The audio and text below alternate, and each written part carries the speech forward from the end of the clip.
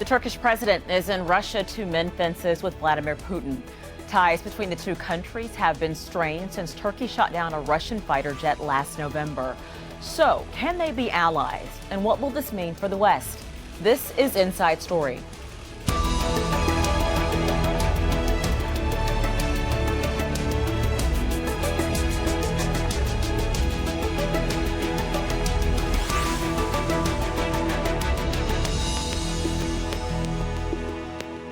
Hello and welcome to the program. I'm Richelle Carey. Turkish President Recep Tayyip Erdogan has arrived in Russia. His visit is widely seen as an attempt to improve relations between the two countries after months of tensions. Erdogan's government is still dealing with the aftermath of last month's failed coup, but it says relations with Russia are important, particularly in the continuing efforts to bring a solution to the war in Syria. The visit comes at a time when Turkey's ties with the European Union and the U.S. appear to be cooling off. Erdogan has been criticized over his huge crackdown on thousands of alleged coup plotters. This has included civil servants such as military personnel, judges, teachers. Turkey is still an important member of NATO, but its justice minister has warned the U.S. that relations could sour if it doesn't extradite Fethullah Gulen, the man Turkey says is to blame for the failed coup. So let's take a look at how things arrived at this point. It all began in October of last year when NATO warned Russia about violating Turkish airspace during its airstrikes in Syria. But relations took a turn for the worse when Turkish forces shot down a Russian fighter jet in November. They said it entered Turkish airspace. The same month, Putin imposed economic sanctions and a tourism ban on Turkey. And in June, Erdogan reportedly expressed regret over the incident, with Putin saying that he accepted that apology. And this led to the Kremlin leader lifting the sanctions. Then last month, Putin was one of the first foreign leaders to offer Erdogan his full support after the failed coup. Let's bring in our guest now to discuss this. In Moscow, Mark Sleboda, the International Relations and Security Analyst. In London, Margaret Coker, Turkey bureau chief for the Wall Street Journal, and from the Turkish city of Izmir, joining us on Skype, Ahmet Han, associate professor of international relations at Kadir Has University. We appreciate your time. So, Margaret, I want to start with you. Were there signs that a meeting like this, or at the very least a thawing of relations, was in the works? Yes, this has been going on for months. Turkey has been isolated from the international community since the coup, but it's been isolated even more from its former strategic partners since last year, as you mentioned in the introduction. Turkey this spring and early summer was trying to make peace with two vital nations, one Israel and the second being Russia. The economic pillars of Turkish society have been crumbling for some time, and they've been exacerbated by the break of relations with Moscow. And now, since Erdogan is trying himself to strengthen both his role in Turkish politics, but also the Turkish nation, he needs a reset button on the Turkish economy. Turkish tourism is a huge part of Turkey's GDP. 1 out of every 7 Turks who are in the working population work in tourism, and Turkish tourists have dried up since last fall and the incident that you mentioned when Turkey shot down the Russian plane. Okay, and you touched on a lot of topics that we're going to get to in the next few minutes. Ahmet, what role did the coup attempt play in expediting things? Of course, a lot.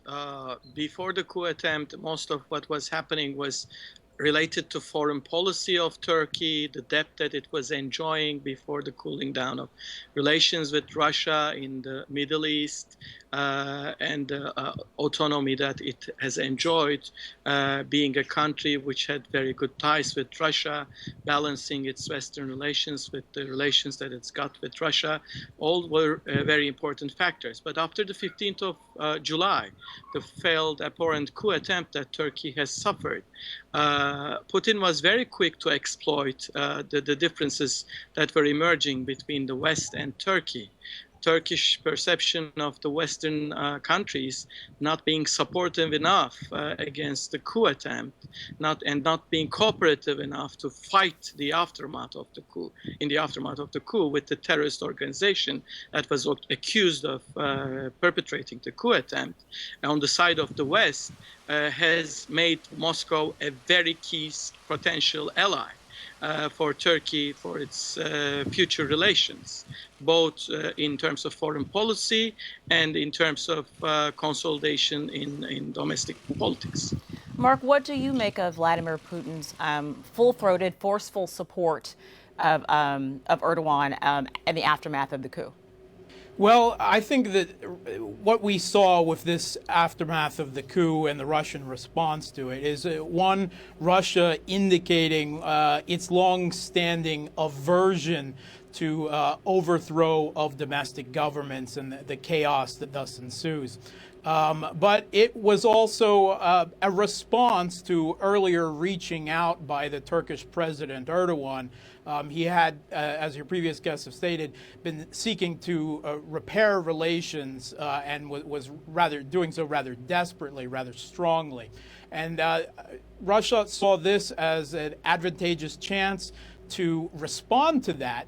And also, I think part of their intent surely must be to do whatever they can, however slight it is, to draw a wedge in relations between Turkey and the West, which the Turkish government, however correctly or incorrectly, has cast large insinuations that the U.S. either directly or indirectly played some role Mark, in the coup. If I could stop you for just a second. So do you agree with the characterization that perhaps this is Vladimir Putin trying to exploit cracks in the NATO alliance? Do you agree with that?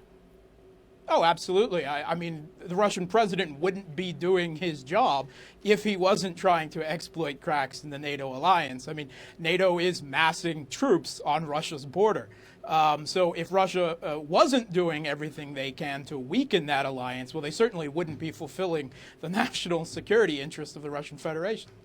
So the Russian Foreign Minister Sergei Lavrov has talked about one of the key things that hopefully comes out of this resetting, and obviously Syria is top of the agenda, as are many other things, but Syria. And this is what he said. He said that much will depend on how we will cooperate on the settlement of the Syrian crisis. During discussions, we provided many facts that prove that Turkish territory is used for providing supplies to terrorists and sending militants to Syria. These facts remain on the table. Ahmet, let's talk about this. These two countries are on different sides of what is happening in Syria. How do they begin to find any common ground? Well, Russia is not very famous for establishing relations that are based on equal rights with its foreign policy counterparts. Turkey will not form an exception even under the best case scenario for Russia, Turkish relations in the near future.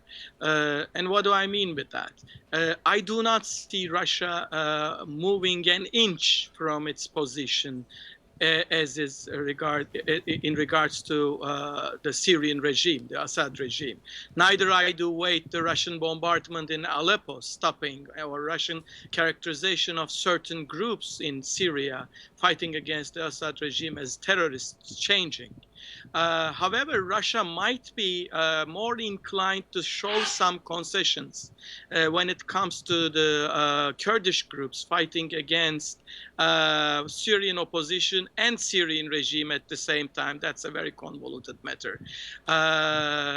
Those Kurdish groups are very much in relation, in positive relations with the United States.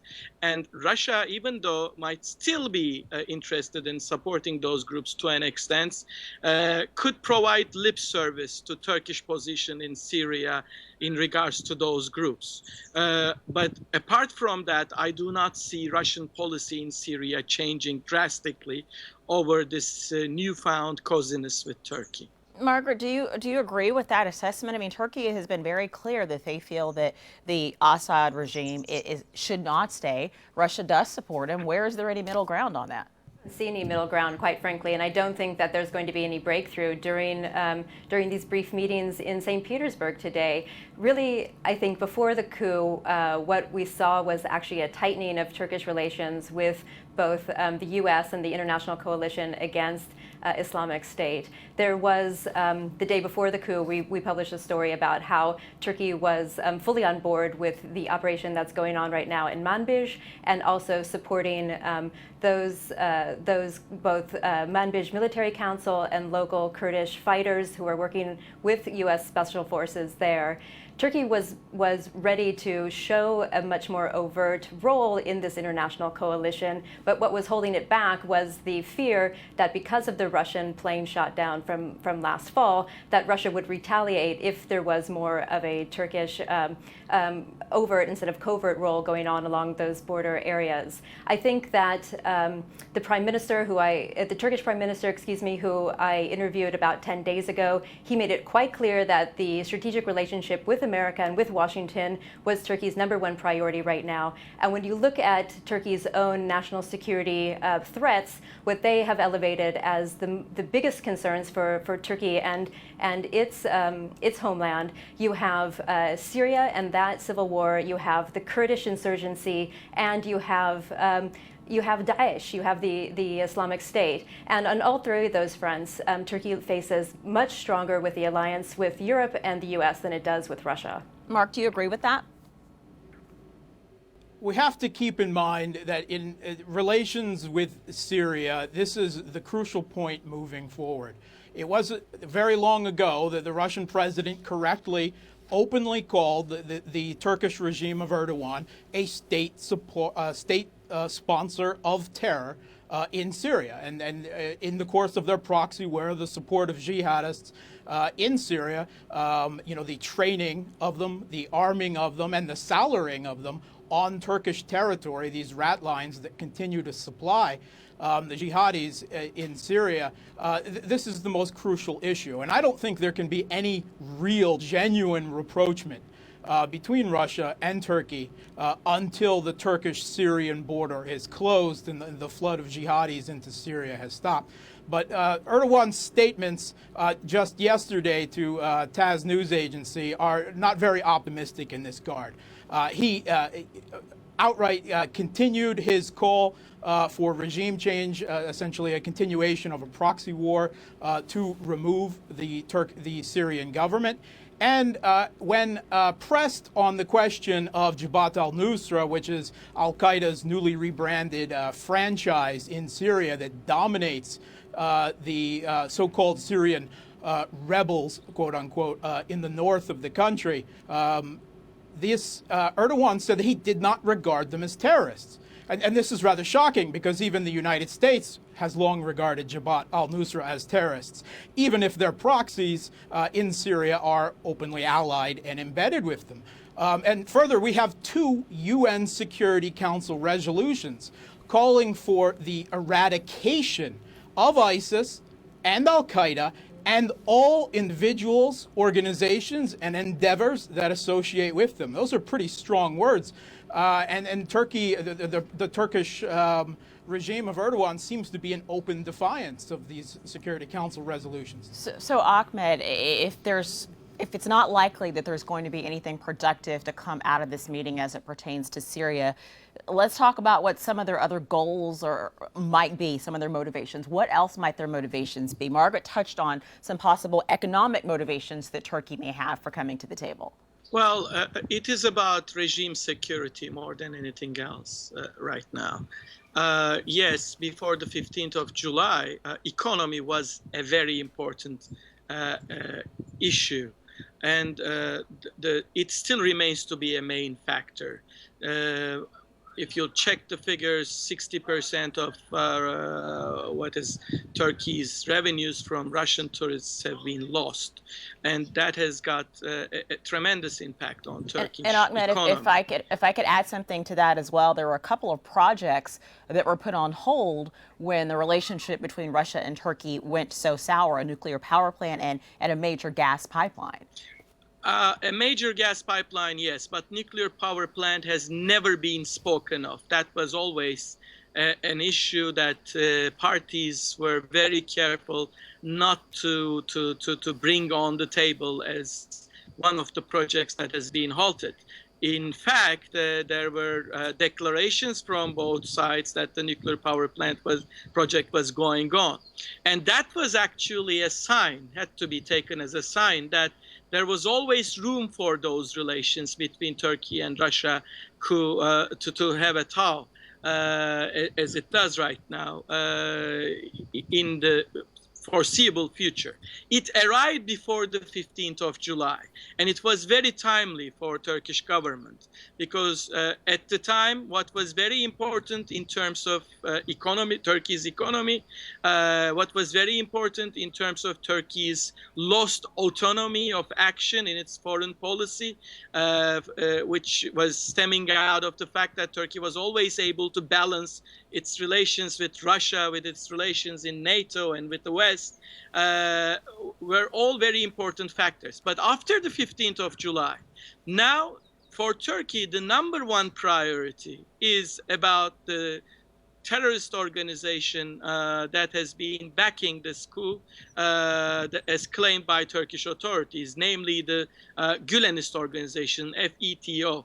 Fethullah Gülen, of course, is a cleric who resides in the US right now, and Turkish authorities want him to be extradited.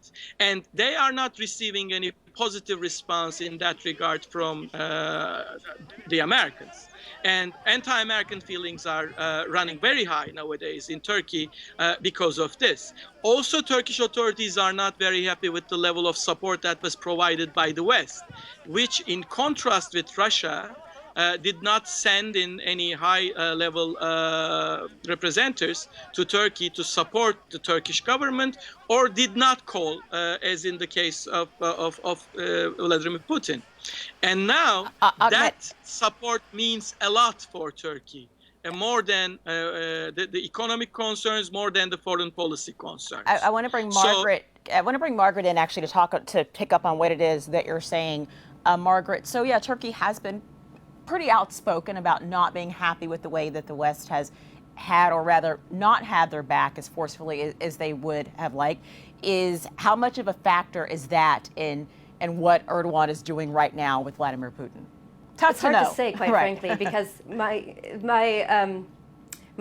feeling is that both the very pro-government Turkish press and certain elements within Turkey's ruling party, they whip up anti-foreigners' feelings and sentiments when it suits their needs. About 3 months ago, every single paper in Turkey every morning would say something terrible about Russia, Putin, and the baby killers as they supported the Syrian regime. Over the last month since the coup, it's the same sort of feeling that's being whipped up against Americans, the American government, and a group of American officials that are being smeared in Turkey's media about covert support for the coup. So these sort of elements, I think, at least in Turkish media, are turned on and off according to some political agenda that the president's office has. Right now, it's in their benefit, in Ankara's benefit, to have better relations with Russia. In the short term, of course, it's about showing a strong front that President Erdogan can show that he is the uniting factor within Turkey, that he can bring home either a short-term diplomatic deal or an economic deal that is going to look good to his political base at home. But remember, there's also this codependency that exists between Ankara and Moscow. President Putin is also struggling with his economy in Russia. There's international sanctions that have made it very difficult for him to continue with very large infrastructure projects for his banks and for Russia's banks and for Russian companies to get international financing for large projects. If Turkey is a lifeline for Russian exports, imports, or for company finance, that's good for both people right now. Mark, so how much do you think economics, money, business is playing a role in this, to Margaret's point? Well, for Turkey, it's crucial, and we should be clear about this. Turkey needs economic relations with Russia far more than Russia needs economic relations with Turkey. This is true for energy sector. Turkey gets over 55% in increasing of its natural gas from Russia. It's cooperating with Russia on the building of a nuclear power plant that has been put on hold, and Erdogan is very keen to see that continue forward. Also, the tourism industry, Russians, before the shooting down of the Russian fighter by the Erdogan regime, were very frequent visitors to Turkey, perhaps dominant in the tourist industry. Also, agriculture and textiles. But the sanctions have actually been to the Russian economy's benefit in a number of ways. A lot of those tourists were redirected domestically to points in the Crimea and Sochi, where newly built tourist facilities enjoyed the influx of cash.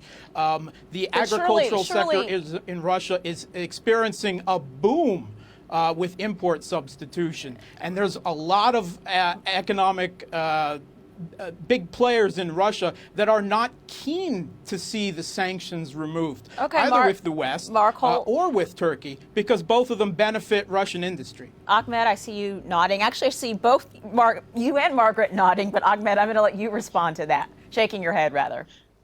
Well, I have a slightly different take, if I may. I think, to put it into context, yes, economic relations very important. Yes, political relations and foreign policy are important. But this was pre-15th of July environment. Post-15th of July, now it is a different game. And it's about balances of power and relations.